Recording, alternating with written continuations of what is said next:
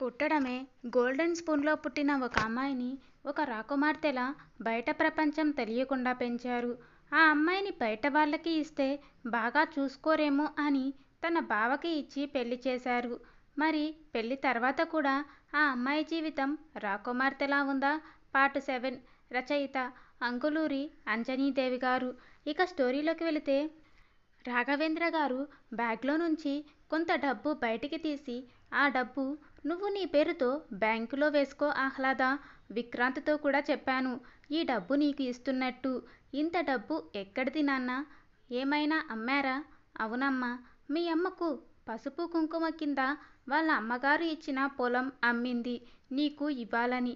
నేను వద్దన్నా వినలేదు. పొలం ఉంటే ఏమొస్తుంది, బ్యాంకులో వేస్తే వడ్డీ వస్తుంది అంటూ అమ్మింది. రేపు నువ్వు విక్రాంత్ వెళ్ళి బ్యాంకులో వేసుకో. ఆ డబ్బులు మీ అమ్మ గుర్తుగా ఉంటాయి నీకు.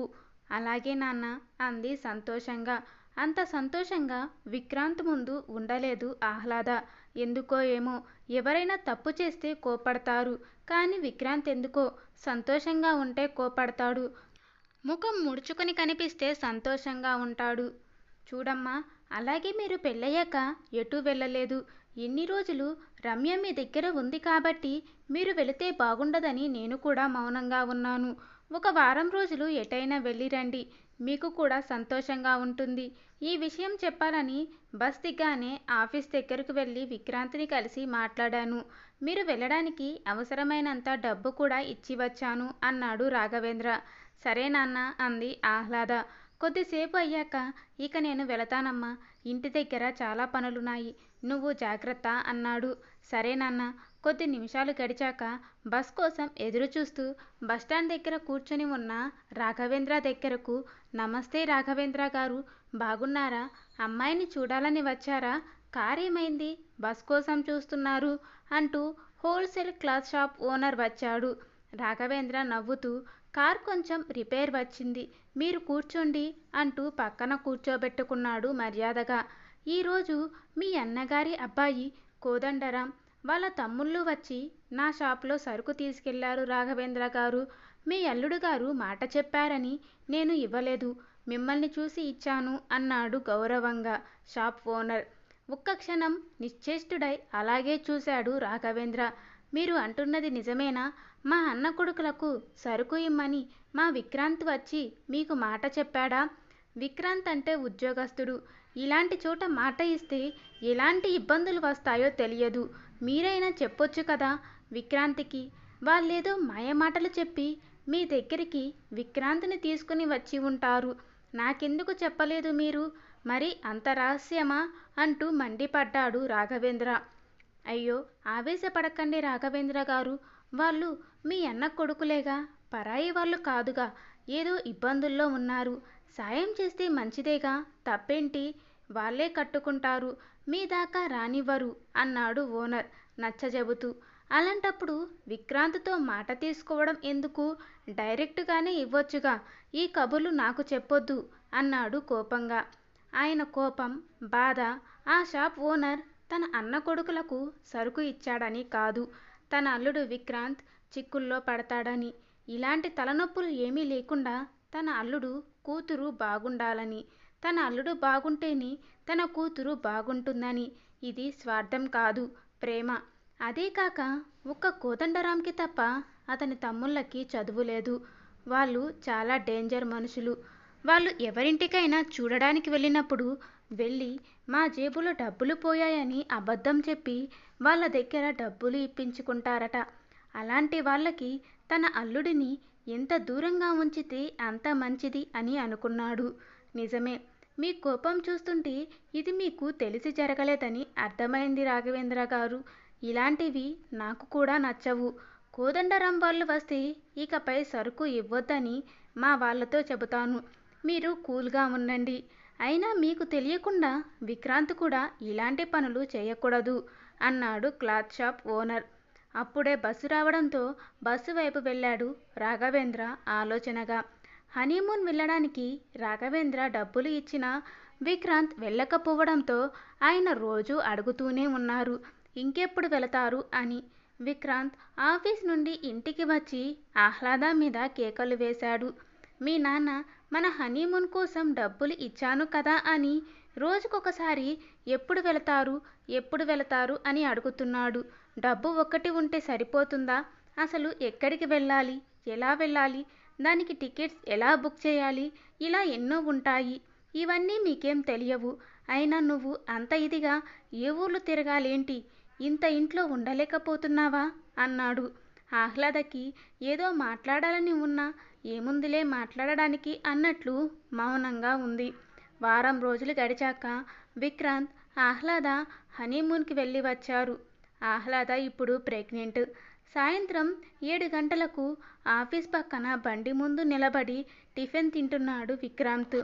ఇంకా ఇంటికి వెళ్ళలేదా విక్రాంత్, ఇక్కడున్నావు అంటూ అటువైపు వెళుతున్న తన కొలీగ్ పార్థు ఆగి అడిగాడు. వెళతాను పార్థు, టిఫిన్ చేసి వెళతాను అన్నాడు విక్రాంత్.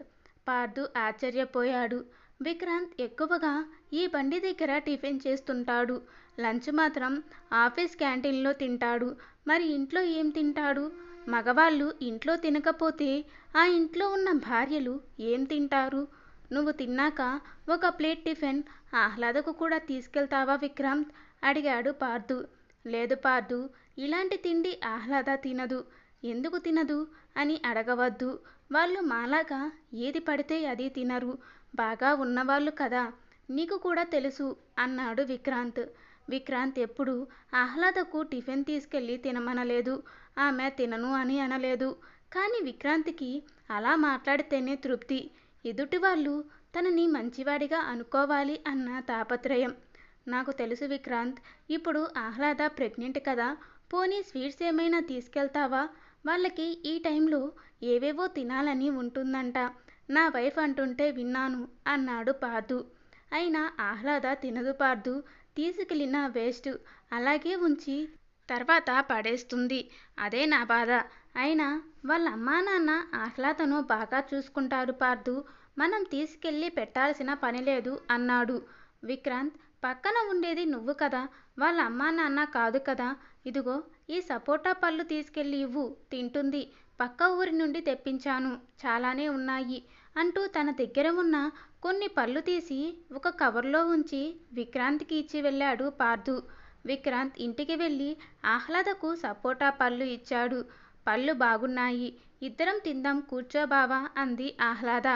ఆ ఫ్రూట్స్ చూడగానే అతను ఏదో తినకూడని వాటి వైపు చూస్తున్నట్లు చూసి, నేను తినను, నాకు ఇష్టం ఉండదు, నువ్వు తిను అన్నాడు.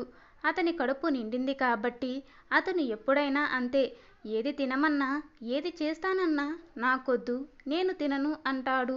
దాంతో ఆహ్లాదకు కూడా తినాలనిపించదు, చెయ్యాలనిపించదు. ఆహ్లాద ఇష్టంగా తినేవాటిని అయిష్టంగా చూస్తాడు. ఆమె ఇష్టాన్ని గమనించి రెండోసారి దాన్ని తీసుకురాడు. సపోటా తింటుంటే అదేదో డబ్బులు పెట్టి కొని తెచ్చినట్లు చూస్తున్నాడు. చూడడమే కాదు, అతని కళ్ళల్లో ముఖంలో ఎప్పుడూ కనిపించే శబ్దం లేని నవ్వు కూడా ఉంది. మనుషులు ఎన్ని రకాలుగా నవ్వుతున్నారో తెలియదు కానీ అతని నవ్వు ఎప్పుడూ ఒకే రకంగా ఉంటుంది.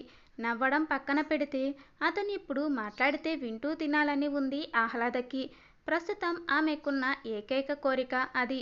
మాటల కోసం ముఖం వాచినట్లు ఏమైనా మాట్లాడు బావా అంది. ఏముంది, తిను ముందు, నువ్వు తిను అన్నాడు. ఎలాగో తింటున్నాను, అన్నిసార్లు తిను తిను అనాలా? మరీ అంత తిండి పిచ్చిదాన్నా నేను? వెంటనే కార్తికేయ గుర్తొచ్చాడు ఆహ్లాదకు. ఒకరోజు కాలేజ్ వెయిటింగ్ హాల్లో ఒంటరిగా కూర్చుని ఉన్న ఆహ్లాద దగ్గరికి వచ్చాడు కార్తికేయ. ఏంటి కార్తికేయ ఇక్కడికి వచ్చావు? ఇది లేడీస్ వెయిటింగ్ హాల్ అంది భయంగా. ఏం కాదులే ఆహ్లాద, నువ్వు ఒక్కదానివే ఉన్నావు అని చూసే వచ్చాను. నాకేం తోచట్లేదు, నీతో మాట్లాడాలి అన్నాడు. ఏం తోచకపోతే నాతో మాట్లాడాలా? మన కాలేజీలో మాట్లాడడానికి నీకు ఎవరూ దొరకలేదా? నేను ఒక్కదాన్నే ఉన్నానా? నువ్వు వెళ్ళు కార్తికేయ ప్లీజ్, లేకుంటే నేను వెళ్ళిపోతాను అంది ఆహ్లాద. పద, ఇద్దరం వెళదాం. ఎక్కడికి? మనల్ని ఎవరూ చూడని చోటికి. ఈ రోజంతా నేను నీ కళ్ళతో మాట్లాడుకోవాలి. కళ్ళతోనా? కళ్ళతో కూడా మాట్లాడతావా?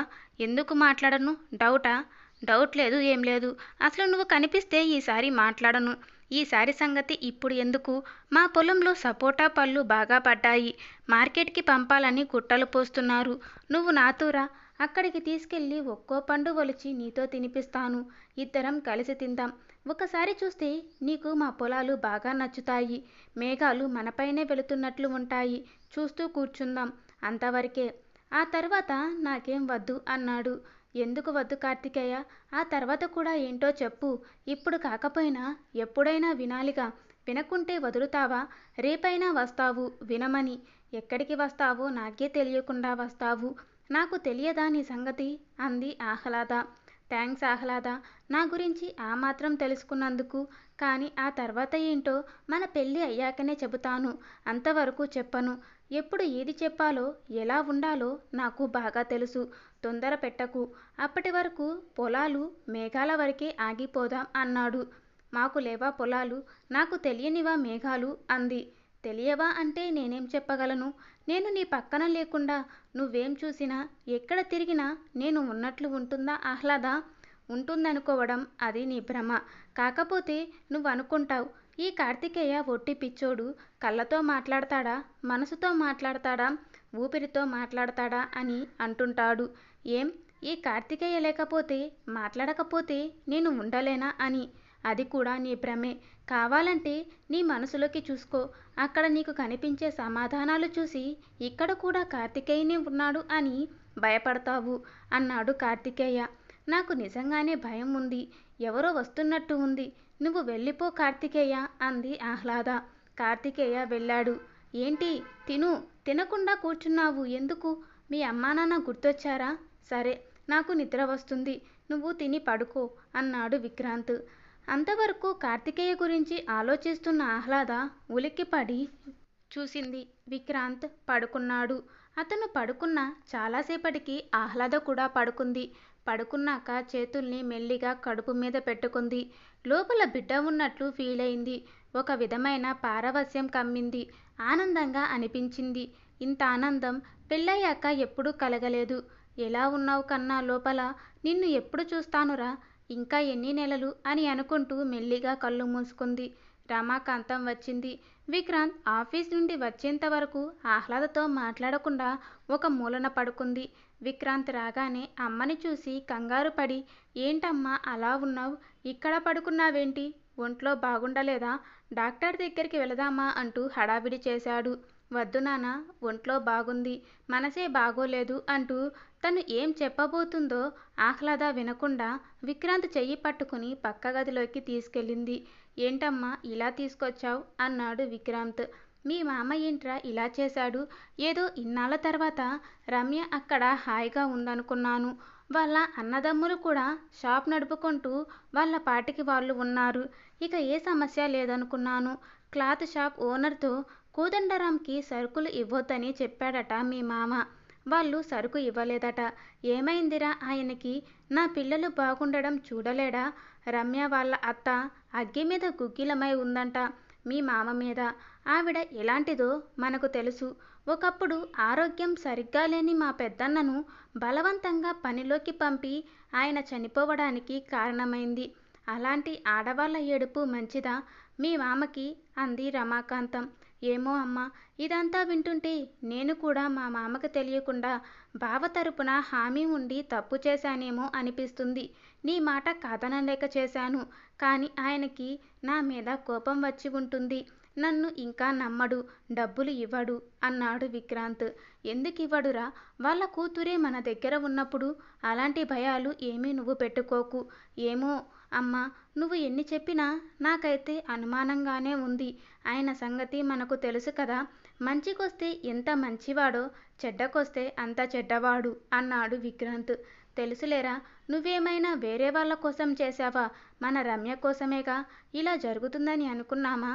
కానీ ఆ కోపంతో వాళ్ళు మన రమ్యను ఎలా చూస్తారో అని భయంగా ఉందిరా అంది రమాకాంతం.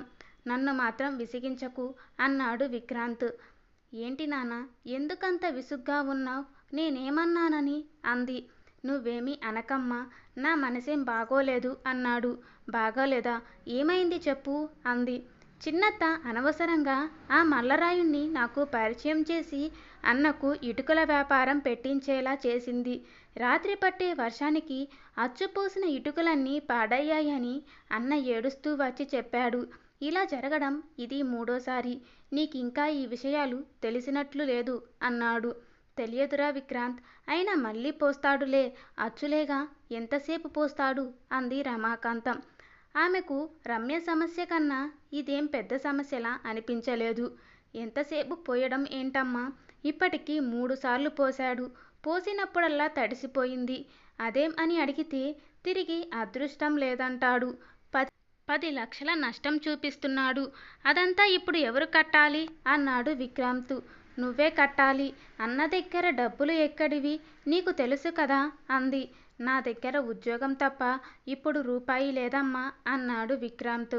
అది వినగానే ఏంటి అంటూ కింద పడిపోయింది రమాకాంతం. వెంటనే నేనెందుకు ఇలా కింద పడ్డాను, 10 లక్షలు వీడికో లెక్కన, వాళ్ళ మామను అడిగితే ఇవ్వడా, ఇస్తాడు అనుకుంటూ లేచి కూర్చుంది. ఆమె లేవడం చూసి రిలాక్స్ అయ్యాడు విక్రాంత్. ఏంటమ్మా అలా కింద పడ్డావు అన్నాడు. అప్పుడప్పుడు అలాగే పడుకుంటాను విక్రాంత్, మళ్ళీ లేస్తాను. అదేం జబ్బు కాదు. నువ్వేం కంగారు పడకు నాన్నా అంది. ఇప్పుడు ఏం చేయాలో నాకు తోచట్లేదమ్మా. ఇప్పటికీ అన్నకు డబ్బులు ఇచ్చిన ఫైనాన్సర్ డబ్బులు కట్టమని రోజూ అడుగుతున్నాడు. ఇప్పుడు ఇదొక కొత్త నష్టం. నా అకౌంట్లో డబ్బు లేదు. నేను ఇచ్చిన చెక్కుని అప్పుడే బ్యాంకులో వేయొద్దు అని ఆ ఫైనాన్సర్ని రోజూ బ్రతిమాలుకుంటున్నాను. అయినా ఎన్ని రోజులు ఆగుతాడు, నాకు చాలా భయంగా ఉంది అన్నాడు దిగులుగా విక్రాంత్. భయం దేనికి, ఆ డబ్బులు మీ మామను అడిగితే ఇస్తాడు విక్రాంత్. నువ్వేం దిగులు పడకు. ఆయనకు ఉన్న ఆస్తి అంతా ఇప్పుడు నీదే. దాన్ని అలాంటి అప్పుడే నువ్వు వాడుకోవాలి అంది రమాకాంతం. ఇప్పటికీ చాలా ఇచ్చాడమ్మా ఆయన. మళ్ళీ అడగాలంటే కారణం చెప్పాలి. అన్నకు బిజినెస్ పెట్టించి నేను ఇరుక్కున్నానని ఆయనకు చెప్పలేను. చెబితే ఊరుకోడు. దీనికి తోడు ఆయనకు తెలియకుండా మొన్న ఆ బట్టల షాపులో బావ కోసం మాట చెప్పడం ఆయనకు నచ్చలేదు. అందుకే ఆ షాప్ ఓనర్తో మనకు సరుకు ఇవ్వొద్దని చెప్పి ఉంటాడు. నా మీద ఎంత కోపంగా ఉన్నాడో ఏమో అన్నాడు విక్రాంత్. అల్లుడి మీద కోపం ఎక్కువసేపు ఉండదులే విక్రాంత్. నువ్వేమీ కంగారు పడకు. మొన్న మీ మామ పొలం అమ్మిన డబ్బులు తెచ్చి ఆహ్లాదకు ఇచ్చి వెళ్ళాడు. నువ్వు అడిగితే ఇస్తుంది, అడుగు అంది రమాకాంతం. ముందు అడిగితే ఇవ్వలేదమ్మా ఆహ్లాద. తర్వాత వాళ్ళ నాన్నతో చెప్పించాను, అప్పుడు ఇచ్చింది. కానీ నేను ఆ డబ్బు అన్న చేసిన అప్పుల కోసం అని అడిగి తీసుకోలేదు. అసలు నేను ఇలా చేస్తున్నానని వాళ్లకు తెలియదు. ఆహ్లాద పేరుతో బ్యాంకులో వేస్తానని అబద్ధం చెప్పి తీసుకున్నాను. ఆ డబ్బు కూడా ఫైనాన్సర్ వచ్చి వడ్డీ కింద తీసుకున్నాడు అని చెప్పాడు విక్రాంత్. మరి తర్వాత ఏం జరిగిందో నెక్స్ట్ పార్ట్లో తెలుసుకుందాం. దానికంటే ముందుగా మీరు ఫస్ట్ టైం నా ఛానల్ను చూస్తున్నట్లయితే please subscribe, like, share and comment. Thank you for watching.